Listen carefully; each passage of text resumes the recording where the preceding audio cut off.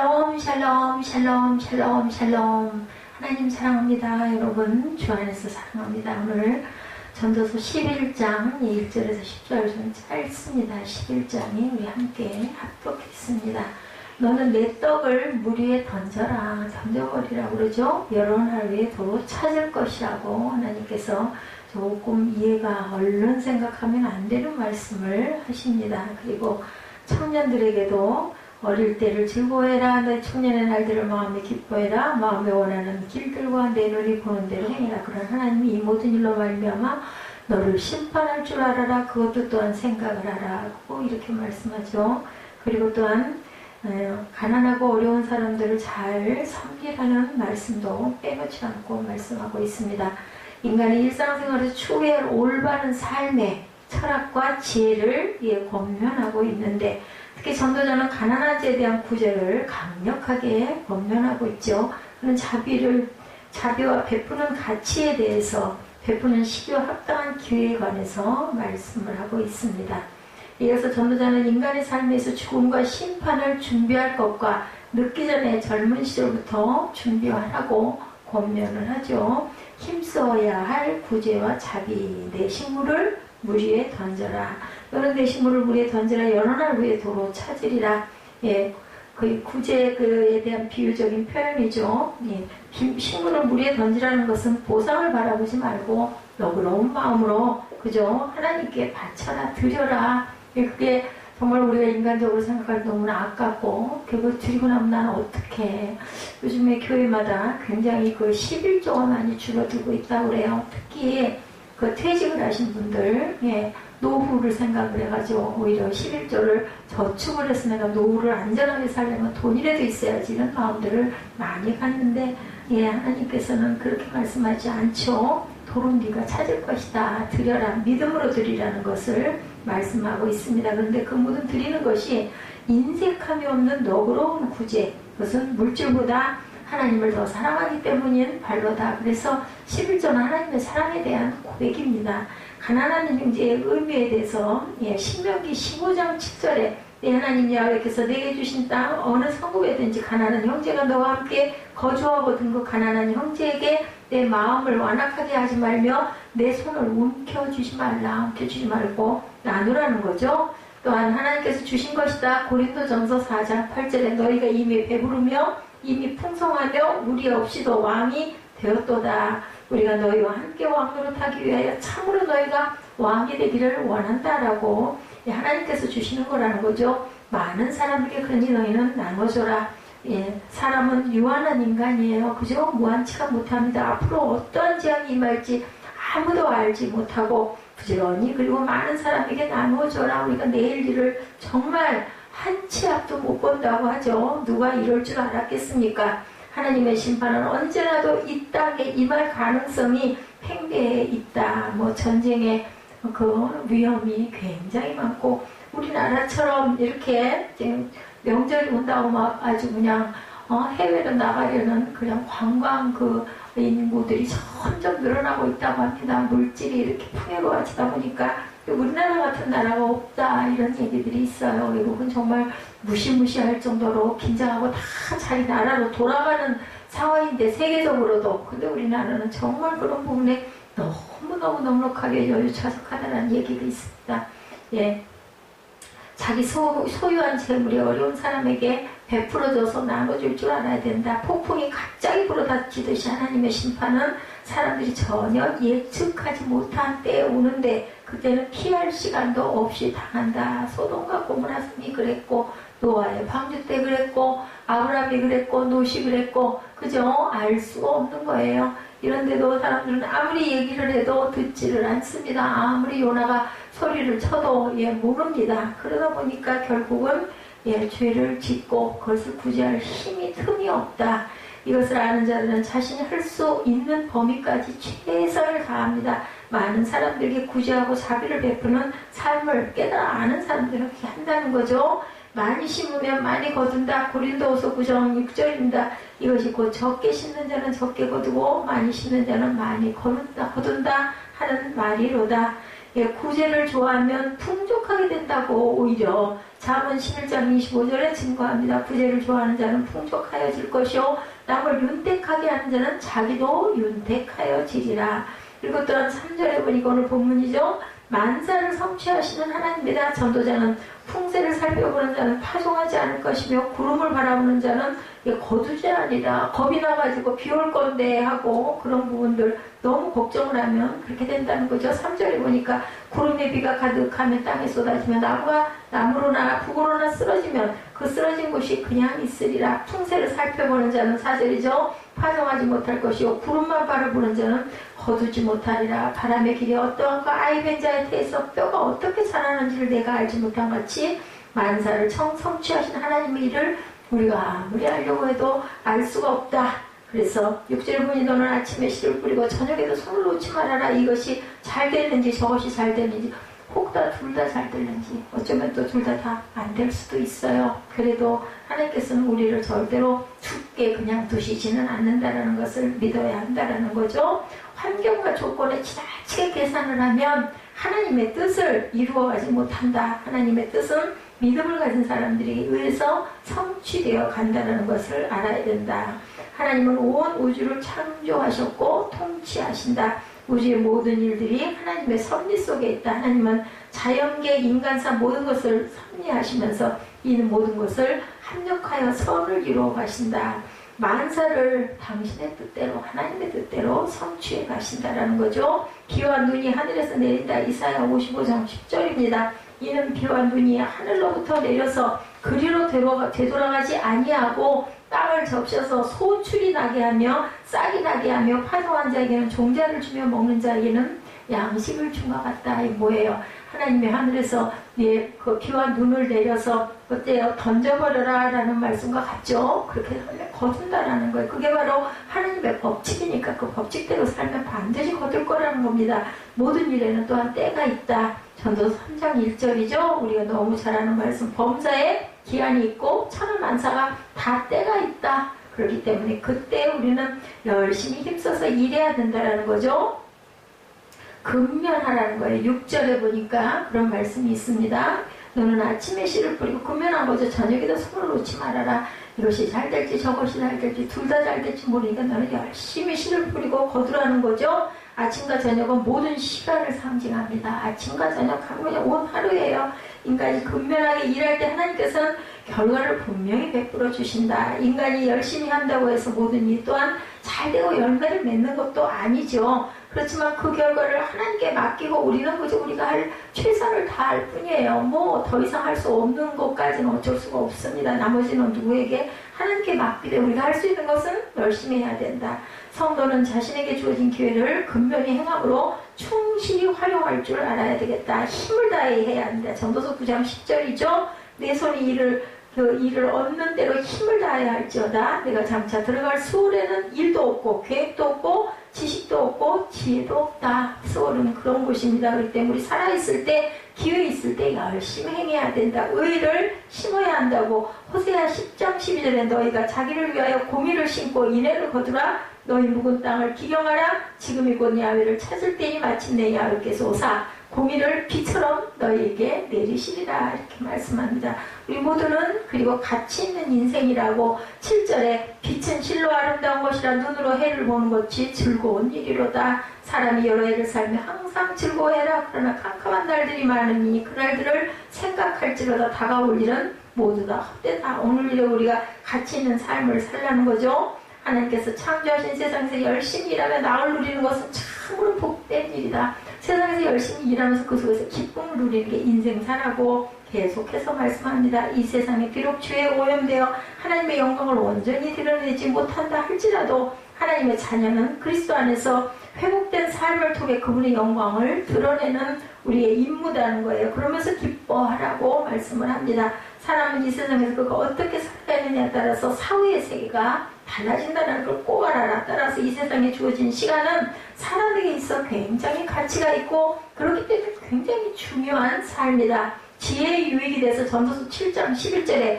지혜는 유산같이 아름답고 햇빛을 보는 자에게 유익이 되도다 라고 말씀을 합니다. 예, 유산같이 아름답고 햇빛을 보는 사람에게 유익이 된다. 지혜는 또한 분량에 충실해야 된다. 로마서 12장 3절입니다. 내게 주신 은혜로 말미암아 너희 각 사람에게 말하노니 마땅히 생각할 그 이상의 생각을 품지 말고 오직 하나님께 각 사람에게 나눠주신 믿음의 분량대로 지혜롭게 생각하라고 말씀을 합니다. 우리는 미래는 아무도 알 수가 없어요. 그죠? 예, 전도자는 사람이 여러 해를 살면서 항상 즐거워하라고 이야기하면서 미래에 대한 걱정과 근심을 버리고 오로지 주어진 현실에 충실하며 하나님의 은혜와 축복을 누리는 것이 지혜로운 삶이다. 제가 오늘 그죠? 예, 타박을 좀 받았다고 했죠? 항상 얘기를 하다 보면 늘 걱정이야, 큰일이야, 이런 얘기를 많이 한다라는 얘기를 제가 오늘 여러 번 들었어요. 그래서 나중에는 그런 말이 나오려고, 그러니까 길이 너무 막히잖아요. 예배드리러 빨리 와야 되는데, 아이고, 길 막혀서 큰일 났네. 우린 이런 말 많이 하는데, 그 말끝마다 말을 듣다 보니까 그 말을 하다가 그냥 입을 딱 다물었어요.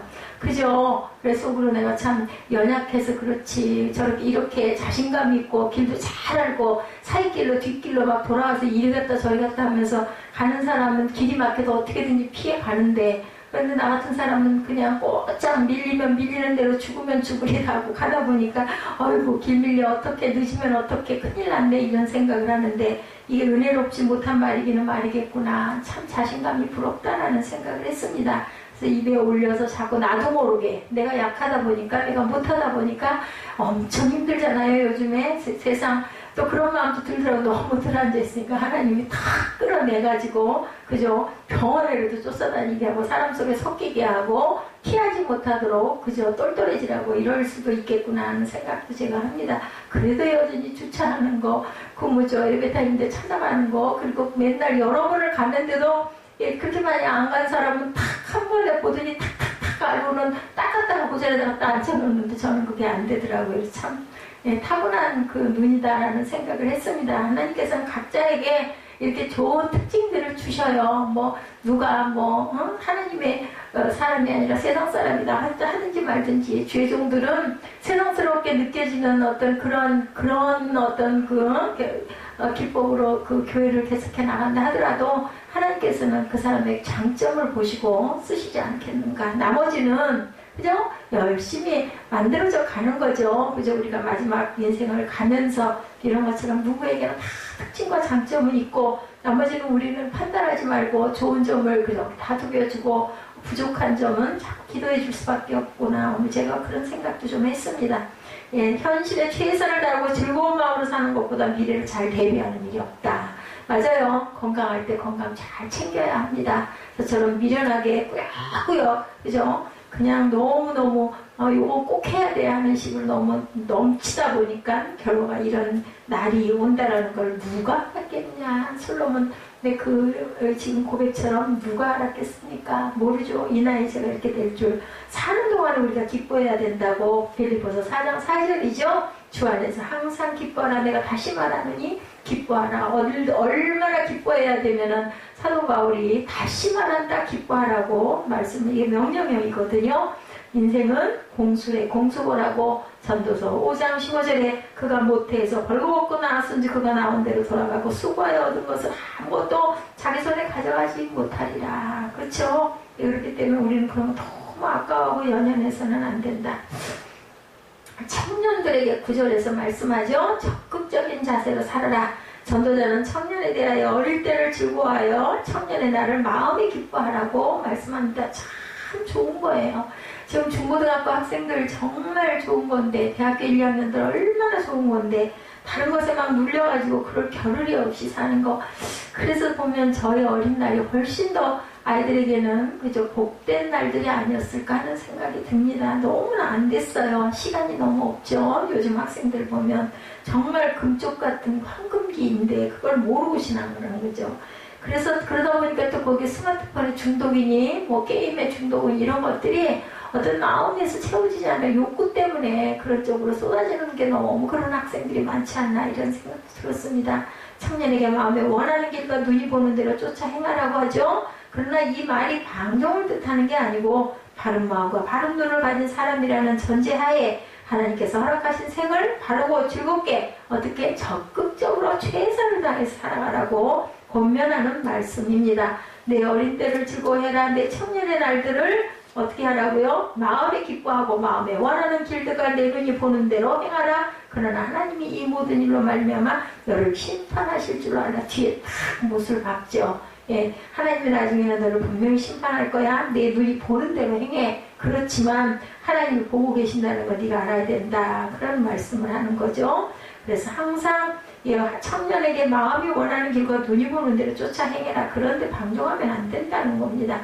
기쁨으로 식물을 먹으라고 전도서 9장 7절에 너는 가서 기쁨으로 내 음식을 먹고 즐거운 마음으로 내 포도주를 마실지어다. 이는 하나님이 내가 하는 일들을 벌써 기쁘게 받으셨습니다. 그러니까 우리는 세상을 즐겁고 기쁘게 잘 누리면서 감사하면서 살아야 할 의무가 있어요. 우리들은 슬프고 아파하고 그렇게 살라고 세상을 주신 게 아니라는 거죠. 그리고 창조주를 기억하라고 우리 마지막 장이에요. 전도서 12장 1절에 너는 청년의 때에 너의 창조주를 기억하라고 말씀을 합니다. 곧 곤고한 날이 이르기 전에 나는 아무나게 없다고 할 해들이 가깝기 전에 청년의 때에 너희는 창조주로 하나님을 기억할 줄 알아야 된다. 젊을 때부터 하나님의 은혜를 받은 사람들은 정말 복된 사람들이에요. 그래서 하나님의 심판을 기억을 하라고 말씀하죠. 전도자는 청년에게 마음이 기뻐하며 원하는 길과 눈이 보는 대로 쫓아 행하라고 권하면서도 하나님이 이 모든 일로 꼭 심판하실 것을 기억하라고 경고하십니다. 이런 하나님의 심판을 기억하고 두려워하는 자는 죄악의 길로 절대로 갈 수가 없죠. 가다가도 그저 겁이 나가지고 발이 어디 뒤덮치겠어요? 딛고 싶어서 이렇게 하다가도 그저 발뺌을 하겠죠. 이런 마음을 가져야 된다. 바울은 모든 피조물이 하나님의 심판 아래 있다라고 선언합니다. 로마서 3장 19절이죠. 우리가 알거니와 무릇 율법이 말하는 바는 율법 아래 있는 자들에게 말하는 것이니 이는 모든 입을 막고 온 세상으로 하나님의 심판 아래 있게 하려 함이라고 이렇게 말합니다. 그래서 보면 정말 세월은 빠르다고 욥기 9장 25절에 나의 날이 경주자보다 빨리 사라져버리니 복을 볼 수가 없구나. 얼마나 빠르는지 달리는 사람보다 더 빨리 지나간다. 나이가 먹어갈수록 세월이 빨리 갑니다. 의인과 악인을 심판하신다라고 전도서 3장 17절에 내가 내 마음속에 이르기를 의인과 악인을 하나님이 심판하시니 이는 모든 소망하는 일과 모든 행사가 때가 있습니다 하였느니라. 그렇기 때문에 우리는 악을 멀리해야 된다는 거죠. 마지막 절에 말씀하죠. 10절에 그런즉 근심이 내 마음에서 떠나게 하며 악이 내 몸에서 물러가게 하라. 어릴 때 검은 머리의 시절이 다 때다라고 말씀을 합니다. 이래서 우리가 항상 청년 같은 그 기세가 흘게 누울 때가 있으니 그것을 기억하라고 욥기 20장 11절에 그의 기골이 청년같이 강장하나 그 기세가 그와 함께 흙에 누우리라. 악을 그렇기 때문에 우리는 멀리해야 된다는 거죠. 의인과 악인을 분명히 심판하신다라고 전도서 3장 17절에 내가 내 마음속에 이르기를 의인과 악인을 하나님이 심판하시니 이는 모든 소망하는 일과 모든 행사의 때가 있다라는 거죠. 그래서 항상 청년의 때는 어느 시기보다 몸으로 범죄하기가 쉬운 때다. 왜? 혈기가 왕성하고 육체의 정욕이 강하기 때문이다. 그래서 청년의 때 하나님의 법을 어기고 세상 향락을 추구하며 타락하기가 쉽죠. 이러한 청년의 때에 악을 멀려 하나님의 영광을 위해서 살아야 된다. 청년 같은 기세가 이렇게 흙에 누울 때가 있다고 욥은 고백을 합니다. 그는 비록 악을 달게 여기 혀 밑에 감추며 12절에도 그렇게 말씀합니다. 욥기 20장 12절이죠. 악인의 길은 망하게 된다. 시편 1편 6절에 무릇 의인들의 길은 여호와께서 인정하시나 악인들의 길은 망하리로다. 그래서 우리는 전도서 11장을 통해서 구제를 비롯한 선행의 중요성 그리고 힘써 행해야 할 우리의 그 몫을 교훈받게 됩니다. 예수님께서도 말씀하신 것처럼 이 땅에서는 가난한 자가 항상 있어요. 어디 가나 그죠? 우리는 도움을 필요로 하는 자들을 부지런히 찾아내서 그들을 도와줄 줄 알아야 되겠다. 나보다 약한 사람들을 우리가 살아가고 있는 오늘 이 시대를 일컬어서 불확실성의 시대라고 그래요. 그죠? 확실한 건 어디에도 없습니다. 전도서 오늘 11장도 내용 전체가 그렇죠. 헛되고 헛되다. 1975년 미국의 경제학자 존 갤브레이스라는 분이 이 제목으로 책을 썼어요. 그저 불확실성의 시대라는 책. 이것이 전 세계에 큰 영향을 미친 뒤부터 이 책 제목을 따서 현대를 불확실성의 시대라고들 많이 말을 합니다. 인간의 삶에는 불확실성이 있어요. 어디에나 확실하고 정확하지만은 않죠. 내 뜻대로 되는 일도 없습니다. 그런데 오늘 이 시대를 아예 불확실성의 시대로 하는 이유는 무엇일까? 예, 두 가지로 우리가 생각을 해봅니다. 하나는 변화가 너무 빨라요. 그죠? 정말 빨라. 그 뭐 스마트폰 나오는 게 무슨, 저는 노트 4를 사용하고 있는데 벌써 뭐 노트 8인가 7인가 그게 나온 걸 제가 어느 날인가 보고, 야, 내가 그 노트 4 산 지가 1년 반 됐나요? 예, 2년여 가까이 됐는데 어느새 단계가 8단계로 제 건 아주 고물이 된 거예요. 이렇게. 그리고 몰라요. 그 AS 센터에서도 직원들이 얘기를 하도 너무 6개월 하나씩 나오기 때문에 그걸 본인들도 다 몰라서 공부를 해야 돼서 너무 바쁘다고 얘기를 하는 소리를 제가 들었습니다. 예, 이렇게 스마트폰이 나타난 세상을 뒤바꿔 놓을 줄 누가 알았겠는가. 제가 어린 아니 뭐 청년 때도 30, 40대에도 예, 그 휴대폰을 사람이 한 사람이 하나씩 예, 그 휴대폰을 다 소지할 줄 전 몰랐었어요. 그런데 불과 한 20여 년 되는 동안에 뭐 하나예요? 하나뿐만이 아니라 한 사람이 2개도 갖고 있고 3개도 갖고 있고 하더라고요. 요즘에 꼬마들까지 다 휴대폰을 갖고 있죠. 어느 날인가 19수대로 자동차가 하나씩 생기더니 이제 휴대폰이 꼬마에게까지 갑니다. 스마트폰이 나타난 세상을 뒤바꿔 놓죠. 이제 스마트폰으로 뭐 컴퓨터 역할까지 다 한다고 그러죠.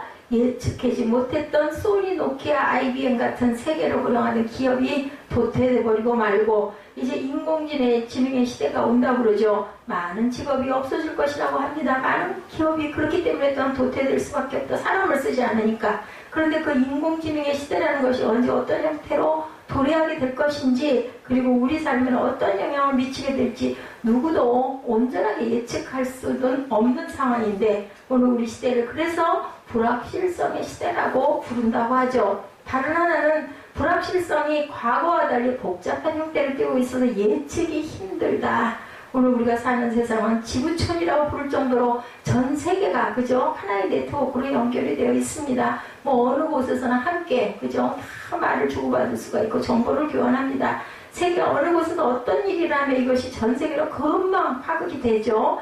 예를 들어서 2008년 미국의 투자은행 리던 브레더스가 파산하자 금방 파급 효과가 막 퍼집니다. 소위 글로벌 금융위기가 일어나기 전 세계 금융권이 몸살을 앓았던 시대가 있었죠. 미국과 중동의 미묘한 힘겨루기로 기름값이 폭락하자 전 세계 경제가 한 차례 홍역을 치르는 상황. 우리는 그런 경제계에 뭐 가까이 있지 않기 때문에 정확하게는 모르지만 이런 걸 다 아는 사람들은 정말 아주 피부로 느끼고 굉장히 두려움을 가질 것 같습니다. 그런데 이런 일들은 우리와 직접적인 연관이 없는 남의 나라의 일이에요. 그래서 우리가 어떻게 손을 써볼 수도 없고 그저 그 영향을 고스란히 앉아서 받을 수밖에 없는데 어떤 일이 일어나서 우리에게 어떤 영향을 미칠지 도무지 예측 불허다, 알 수가 없다. 그래서 불확실성 시대라고도 한다는 거죠. 오늘의 현대인들은 이런 불확실성의 시대를 살아가면서 모두가 크고 작은 불안을 느낍니다. 그래서 그런 얘기 있잖아요. 모르면 무식하다고, 무식이 충만하다고 하는데 제가 그래서 나는 정말 너무 모르기 때문에 너무나 편안하게 앉아있는 게 아닌가. 알면 병이라는 얘기 있죠. 모르면 약이라는 얘기가 있습니다. 전쟁의 위협이 그렇게 막 아주 피부로 몸으로 느껴진다고들 얘기를 하는데 저는 전혀 그런 거 생각을 안 하고 있으니 모르니까 그러죠. 알면 어떻게 살아야 돼? 도대체 어떻게 해야 돼? 이 재산을 어디다 갖다 감추고 내가 어디로 도망을 가야 돼? 막 이런 걸로 전전긍긍할 것 같습니다. 그리고 불안 때문에 만성적 스트레스로 고생하고 걱정한 질병을 모두 다들 앓고 있어요. 그래서 스트레스가 병의 원인이 되는 게 그러니까 모르는 게 차라리 약이라고요. 그저 하늘만 바라보고 어떻게 해요? 뭐 나는 이 정도 범위밖에 안 되니까 내가 할 수 없는 일 걱정 근심 해봐야 무슨 아무런 영향도 미치지를 못하죠. 우리는 그리스도인들이 이런 불확실성의 시대를 그러면 우리는 어떻게 살아야 될까? 우리가 그 다음으로 오늘 본문에서 한번 잠깐 찾아보도록 그렇게 합니다. 전도서는 전도자 솔로몬이 쓴 지혜서예요. 잘 아시죠? 특히 하나님의 백성들이 어떻게 의미 있는 삶을 살 것인가에 대한 답을 찾아가는 이야기예요. 이 책에서 장소를 의미하는 용어 하나가 중요하게 사용되어 있는데 바로 해 아래서라고 얘기를 하죠. 이 말은 하나님이 거하시는 저 하늘과 대조되는 이 세상을 말합니다. 해 아래라는 것은 어때요? 유한하죠? 제한적인 존재들이 살아가는 삶의 자리, 해 아래라는 뜻이죠. 그리고 이런 해 아래에서 인간이 살아가면서 결국 겪게 된 마음 상태를 의미하는 용어가 하나 중요하게 사용되고 있는데 바로 헛되다라는 단어입니다. 이 말은 해 아래 사는 사람이 삶의 의미를 잃어버리는 상태를 얘기해요. 전도서는 이 두 용어를 통해서 해 아래에서 살아가고 있는 사람들은 모두가 삶의 의미를 잃어버린 채 살아가고 있다라고 진단을 하고 있다라는 거죠. 그러면서 하나님의 백성들은 어떻게 해 아래에서 살면서 어떻게 삶의 의미를 찾아갈 것인가를 이야기하고 있습니다. 오늘 본문을 보면 해 아래에서 살아가는 인간들이 겪게 된 두드러진 특징 가운데 하나를 지적하고 있는데 그게 바로 불확실하다. 2절에 보면 무슨 재앙이 땅에 임하는지 내가 알지 못함이니라. 사람이 해 아래에서 살면서 언제 어떤 재앙을 당할지 예측할 수 없도다라고 말씀을 하고 있죠. 6절에 또 이렇게 말씀합니다. 너는 아침에 씨를 뿌리고 저녁에도 손을 놓지 말아라. 이것이 잘 될지 저것이 잘 될지 둘 다 잘 될지 알지 못하다. 이것도 바로 불확실해요. 아무리 열심히 해도 어떻게 될지는 알지 못하니까 너는 손을 놓지 말라는 거죠. 우리가 살아보려고 노력하지만 어떻게 될지는 예측할 수도 없다. 전도자가 인생을 살아보니 해 아래에서의 삶은 불확실하다. 언제 무슨 일이 어떻게 일어날지를 그것을 온전하게 확실하게 아는 사람은 아무도 없다. 어떤 재앙을 당할지 예측할 수도 없고 자기가 노력하는 일이 어떻게 될지 예측을 할 수가 없다는 거예요. 그래서 불확실하다는 겁니다. 그래서 어쩔 수 없이 불안한 삶을 살 수밖에 없는 인생이다. 그러면서 전도자는 이렇게 불확실성 속에서 불안한 삶을 살 수밖에 없는 상황 속에서도 하나님의 백성들은 그럼 우리는 어떻게 해야 될 것인가를 권면하는 것이다. 뭐라 그래요? 믿음의 투자를 하라고 얘기하죠. 1절에 너는 내 떡을 무리에 던져라. 여러 날 후에 도로 찾으리라. 믿음으로 투자하라는 거예요.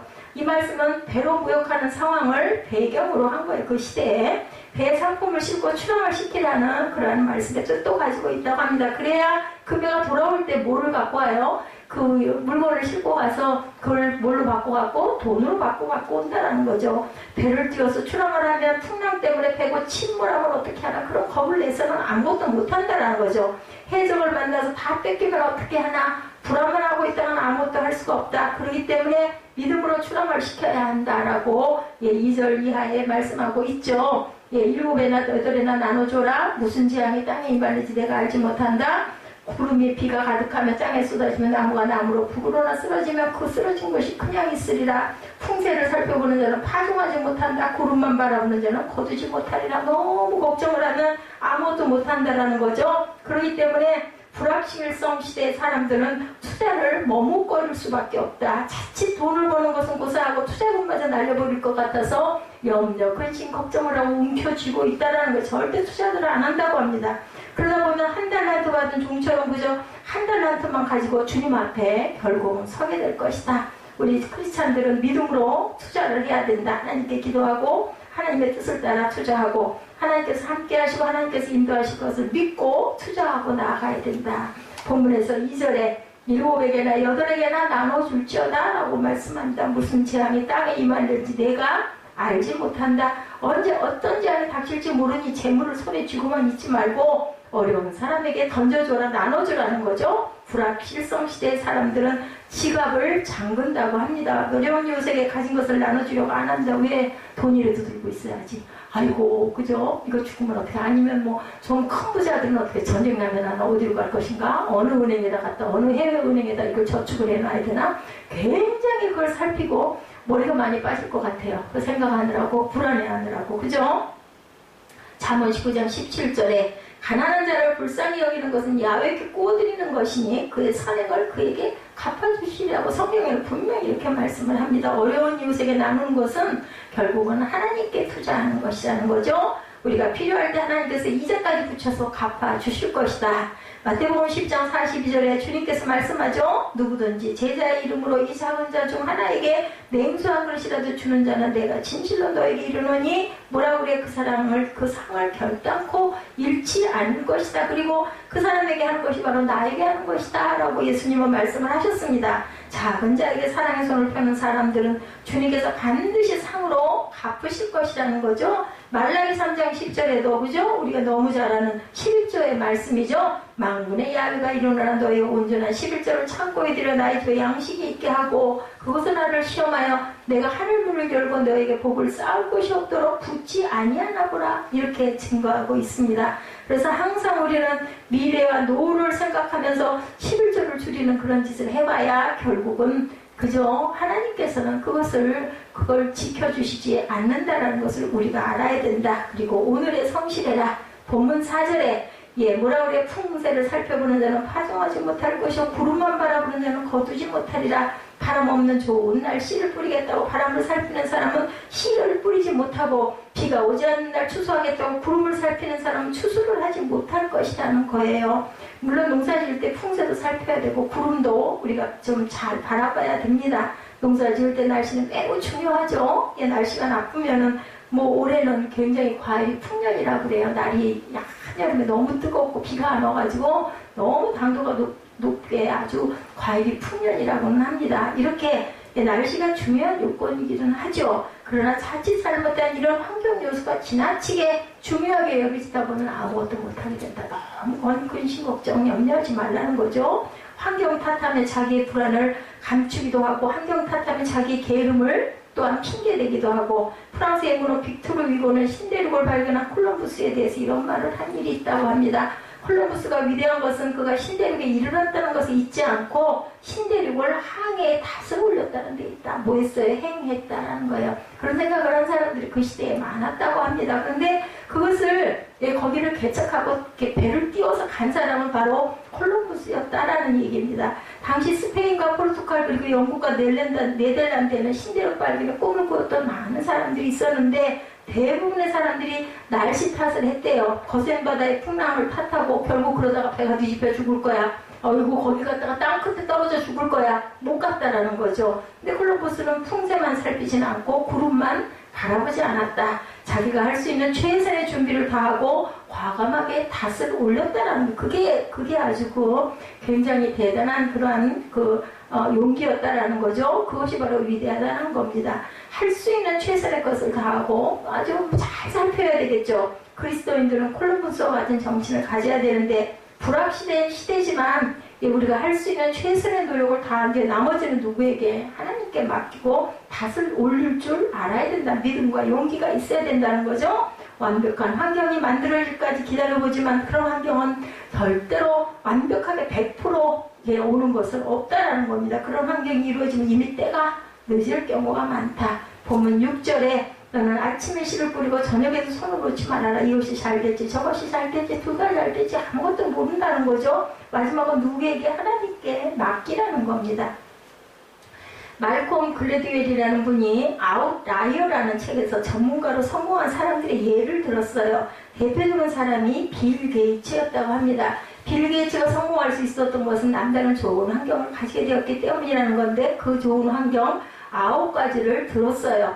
대표적으로 부유한 부모를 만나 좋은 사립고등학교에 들어갈 수 있었고 운 좋게 남들을 접할 수 없는 컴퓨터를 마음대로 쓸 수 있었고 고등학교에서의 역사 수업 시간을 빼먹고 컴퓨터 프로그램 짜는 것을 용납해 주었다는 것이 바로 아주 굉장한 기회였다고 합니다. 그런데 모든 좋은 환경이 저절로 빌 게이츠를 성공하게 해준 것이 아니라고 강조합니다.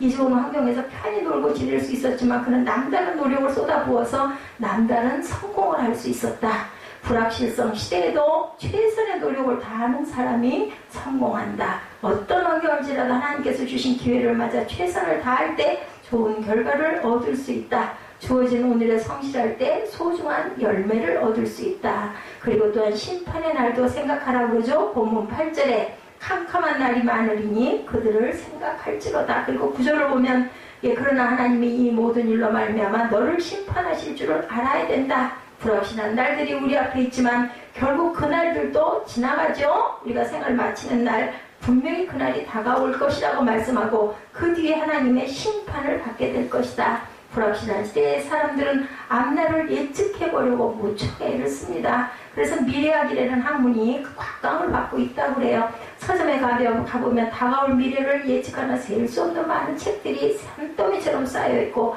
다양한 전문 분야의 미래를 예측하는 이야기들이 쏟아놓은 것들이 많다고 합니다.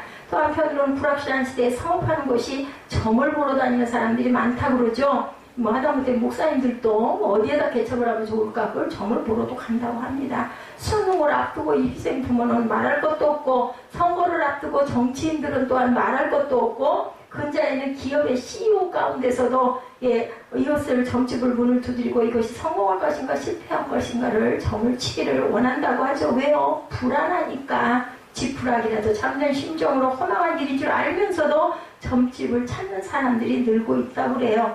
앞날을 예측해 보려는 것은 뭐 나쁘다라고 꼭 말할 수는 없지만, 남보다 빨리 정확하게 미래를 예측해서 대비한다면 오늘을 남보다 성공적으로 살 수 있다라는 생각 때문인 건데, 앞날을 내다보려고 하되 너무 근시안적이라는 거죠. 그들이 우리 인생 끝자락까지 내다보려고 하지 않는다는 것. 결국은 누구의 손에? 하나님의 손길에 있다. 여러분들 잘 아시는 스티브 잡스 얘기 아시죠? 시대적 영웅이라고 불리는 사람이죠. 남들이 보지 못한 미래를 내다보고 선도적으로 길을 걷고 큰 성공을 거두었는데 그만 애플이라는 그 퍼스널 컴퓨터를 만들어서 컴퓨터 시대의 새로운 이정표를 만들고 아이폰을 만들어서 스마트폰의 새로운 장을 열었죠. 그리고 아이패드와 같은 앞서가는 제품을 선보이고 세상의 변화를 주도해 갔던 사람인데 불확실한 시대의 영웅이 됐습니다. 그런데 정말로 안타깝게도 희귀병 발병으로 건강 문제에 고통을 겪고 살았다고 그래요. 2004년에 췌장암 수술을 받고 2009년에는 간 이식을 받았다고 합니다. 그러다 2011년 56세의 나이로 세상을 그만 떠나고 말았어요. 그걸 누가 알았겠냐는 거죠. 그는 시대의 앞을 내다보았지만 자신이 맡게 될 캄캄한 나를 알지 못했다는 것. 이게 독신한 믿음의 부모 밑에서 자랐는데 그는 불교의 참선에 심취했고 제대로 된 가정도 꾸리지 못했고 많은 재산 허망하게 남기고 쓸쓸하게 세상을 떠나는 삶이 되고 말았다. 우리가 불확실한 미래를 예측하고 대비하고 오늘을 잘 사는 것이 굉장히 중요합니다. 그런데 더 중요한 것은 보다 먼 미래를 믿음으로 내다보고 준비할 줄을 몰랐다라는 거죠. 태풍처럼 지나갈 불안한 미래에 넘어 우리가 이 세상을 떠날 때 하나님의 심판의 날을 내다보고 준비할 줄 알아야 되겠다. 믿음의 투자를 해야 된다는 거죠. 오늘을 성실하게 믿음의 투자를 하면서 살아야 되겠다. 그리고 심판의 날을 생각할 줄도 알아야 되겠다. 노아는 산꼭대에 배를 만드는 믿음의 소유자였어요. 그 시대에 얼마나 사람들이 비웃었겠습니까? 비도 없는 시대에 산꼭대기에 무슨 말도 안 되는 배를 이 자그마치 장장 100여 년을 만들었지 않아요? 뭐 준비하는 기간까지 120년이라는데 실제로는 뭐 80 몇 년 정도 된다고 합니다. 80년이 중요한 것도 100년이 중요한 것도 아니고 그 기간 동안 그거 만드는 걸 누구도 거기에 같이 그래 내가 정말 그 배를 타야겠다 생각들 안 했다라는 거죠. 바다가 갈라질 줄 믿고 지팡이로 홍해를 치는 모세의 믿음은 또한 현실적으로 가능했어요? 불가능하고 말도 안 됐어요. 그죠? 고래 뱃속에 들어가서 3일 동안 있다 나온 요나는 어땠을까? 그것은 또 무슨 그게 온전할까인가? 다 보면은 말도 안 되는 믿음들을 가진 그러한 사람들이죠. 맹사성이라는 사람은 19살에 장원급제에서 20살에 파주 군수가 되었습니다. 당당하고 자만심에 하늘을 찌를 것 같은 젊은이였죠. 어느 날 그는 돌을 닦는 도인을 찾아가서 도도하게 묻습니다. 내가 파주를 다스릴 때 가져야 할 마음을 가르쳐 주십시오. 그랬더니 도인은 조용히 말합니다. 선행을 많이 베푸십시오. 그러면 사람들이 존경할 것입니다. 맹사성이 말합니다. 그런 평범한 이야기 들으려고 내가 이렇게 먼 길을 온 줄 아시오. 도인이 말합니다. 그거 하나뿐입니다. 선행을 베푸시오. 맹사성이 일어나서 나가려 하자 도인이 차나 한 잔 들고 가시죠. 그리고 권했다고 그래요. 그리고 잔을 맹사성 앞에 놓고 도인은 차를 붓기 시작합니다. 근데 넘치는데 자꾸 부어요. 그랬더니 왜 잔이 넘치는데 자꾸 붓습니까? 맹사성이 질문했겠죠. 도인은 대꾸도 않고 계속 부어서 결국은 땅바닥에 방바닥에 흥건하게 젖도록 주전자 한 주전자를 다 붓고 나서 다시 조용히 얘기했다고 합니다. 넘치면 문제입니다. 딱 이 한마디였대요. 이 말은 저에게 주시는 말씀이에요. 넘치면 안 돼요. 절대로 넘치면 안 됩니다. 맹사성이 일어나 나가려고 하다가 문지방에 그만 머리를 부딪혔다고 합니다. 도인이 말합니다. 고개를 숙이면 안 부딪힙니다. 그리고 말했다고 그래요. 선행을 많이 하십시오. 뭐예요? 겸손하라는 경고겠죠? 예, 그죠? 좁은 문이 그 어디에 가면은 그런 것이 있다고 그래요. 문을 다 좁은 그 문을 나가는 문을 만들어 놓고, 예, 거기를 가는 사람들은 절대 말을 타고 갈 수 없다고 그러죠. 이게 한 1m 30cm 정도밖에 안 돼서 숙이고 갈 수 있는 그런 문을 만들어 놓은 곳이 있다고 합니다. 하나님 우리에게 믿음을 가지라고 오늘도 명령하십니다. 그게 바로 본문의 그런 명령이죠. 솔로몬의 입을 통해서 우리에게 말씀하죠. 너는 내 떡을 물 위에 던져라. 여러 날 후에 도로 찾으리라. 언제? 그죠? 언제인 거 생각할 필요도 없어요. 그죠? 7에게나 8개나 나눠줘라. 무슨 재앙이 땅에 임하는지 너희는 알지 못한다. 구름에 비가 가득하면 땅에 쏟아지면 나무가 나무로 북으로나 쓰러지면 그 쓰러진 곳에 그냥 있으리라. 풍세를 살펴보는 자는 파동하지 못할 것이요 구름만 바라보는 자는 거두지 못하리라. 바람의 길이 어떠한가 아이벤 자의 태에서 뼈가 어떻게 자라는지를 내가 알지 못한 같이 만사를 성취하신 하나님의 일을 내가 알지 못하느니라. 너는 아침에 씨를 뿌리고 저녁에도 손을 놓지 말아라. 이것이 잘 될지 저것이 잘 될지 혹도 다 잘 될지 알지 못함이니라. 빛은 실로 아름답다. 눈으로 해를 보는 것이 즐거운 일이다. 우리가 살아있는 게 즐겁다라는 거예요. 사람이 여러 해를 살면서 너희는 즐거워할지로다. 그러나 캄캄한 날들이 많으리니 그날을 생각해라. 다가올 일은 다 헛되다. 이렇게 말씀을 합니다.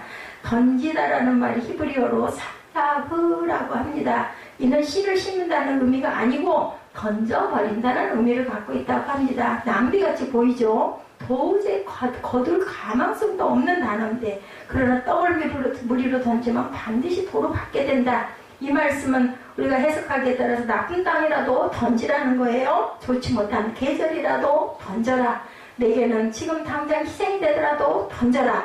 거두는데 세월이 오래 걸릴지라도 던져라. 계산적이고 근시안적인 사람들이 비웃을지라도 던져라. 믿음의 선조들이 다 그랬죠. 보상이나 칭찬받을 만한 가능성이 없어도 던져라. 깨진 독에 물 붓는 것 같아도 던져라. 계속 실패하면 소득이 없을지라도 던져라. 하나님께서 그 마음을 보시고 만배로 갚아주신다라고 말씀합니다. 심는 것이 아니라 던져주라는 거죠. 물 위에 떡을 던지면 무모한 것 같죠? 바보 같죠? 언젠간 그런 대로 반드시 도로 찾을 날이 온다라는 거죠. 왜 지금 던져야 될까? 던질 수 없는 날이 올지 모르기 때문에 깨달은 그 시간에 던지라고 솔로몬이 얘기합니다. 너는 내 떡을 물 위에 던져라. 여러 날 위에 도로 찾으리라. 7에게나 8에게나 나누어 주어라. 무슨 재앙이 땅에 임할지 누가 알겠느냐는 겁니다. 구름에 비가 가득하면 땅에 쏟아지면 나무가 나무로나 북으로나 쓰러지면 그 쓰러진 곳에 그냥 있으리라. 무슨 재앙이 죽기 전에 임할지 모른다. 나무가 북으로 쓰러지면 쓰러진 그대로 있고 나무로 쓰러지면 그냥 누워있게 된다. 쓰러지면 끝나요. 우리 인생도 마찬가지라는 거죠. 다시는 일어날 수가 없습니다. 사람마다 그럴 때가 있죠. 저는 아주 시시각각 이런 그 공포 위험을 느낍니다. 생활 속에서. 그렇게 북쪽으로나 남쪽으로 쓰러지기 전에 던지는 거죠. 주는 게 아니라 던지는 것. 그러나 하나님은 반드시 다시 거두어 주시겠다고 말씀하시는 것. 그래서 우리는 던질 수 있을 때 던져야 한다. 언제 해야 되겠어요? 살아있을 때 해야 되겠죠? 느꼈을 때 깨달았어요. 왜냐하면 내일 일을 우리가 알지 못하기 때문이다. 탈무드는 받을 것을 기대하지 않고 주는 선행을 고급 선행으로 분류하고 있습니다. 그런 사람이 사도행전 9장에 등장한 다비다 아시죠? 욥바의 다비다라는 사람이 살고 있었는데 그는 다시 도로받을 수 없는 가난한 사람에게 선행을 베풀어 왔죠. 그가 죽었어요. 그때 아침 베드로가 옆 동네 와서 복음을 마침 증거하고 있다가 욥바에 있는 기독교인들이 만나죠. 베드로에게 연락을 합니다. 너무 슬퍼합니다. 베드로가 가서 다비다 집에 가보니 사람들이 다비다 집에 몰려 슬피 울고 있었고 베드로는 마음에 감동을 받고 죽을 때까지 던지기만 하였던 다비다가 너무나 존경스러워서 베드로가 시체를 향하여 외치죠. 다비다야 일어나라. 성경은 이렇게 말합니다. 그가 눈을 떠 베드로를 보고 일어나 앉는지라. 사도행전 9장 40절이죠. 떡을 던지면 수일 후에 반드시 찾게 된다. 예레미야 33장 2절 3절 잘 아시죠? 이를 행하시는 야훼 그것을 만들어 성취하시는 여호와 그의 이름을 여호와라는 이가 이와 같이 이르시도다. 뭐라 그래요? 너는 내게 부르시더라. 내가 내게 응답하겠고 내가 알지 못하고 크고 은밀한 일을 에게 보이리라. 그래서 이게 다이알로그라고 얘기하죠. 우리가 그죠? 114에다가 전화 건다고 얘기합니다. 어디에? 하늘나라에. 이 불확실한 시대를 뭘로? 믿음의 눈으로 바라보시고 어떤 상황에서도 상황을 보지 말고 상황을 이끌어 가시고 이를 성취하시는 뒤에 계시는 하나님, 위에 계시는 하나님을 바라보시는 복된 하나님의 자녀들 다 되시기를 주님의 이름으로 축복합니다. 기도하시겠습니다.